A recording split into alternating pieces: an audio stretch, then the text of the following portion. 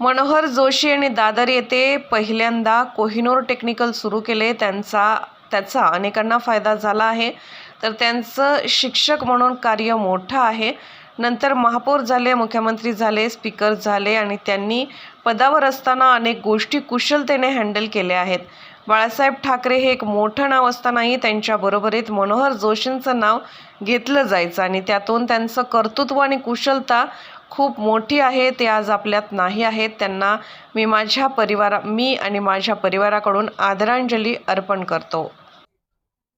मला तर सगळ्यात महत्त्वाची आठवण म्हणजे मुंबईमधलं कोहिनूर क्लासेस जे आहेत, या कोहिनूर क्लासेसमध्ये मनोहर जोशी यांनी असताना सुरुवात केली.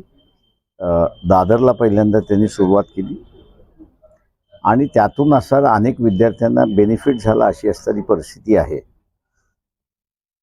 त्यांचं शिक्षक म्हणून हे जे कार्य आहे फार मोठं आहे. नंतर महापौर झाले, मुख्यमंत्री झाले, स्पीकर झाले. अनेक गोष्टी त्यांनी ह्या पदावरती राहताना कुशलतेने हँडल केला असे म्हणेन त्याच्यामध्ये.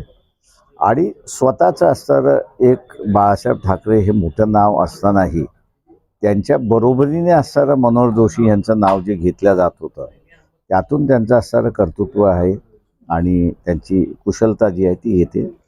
आज ते आपल्यामध्ये नाही आहेत, निघून गेलेत. त्यांना माझ्या वतीने, कुटुंबाच्या वतीने, पक्षाच्या वतीने आदरांजली अर्पण करतो.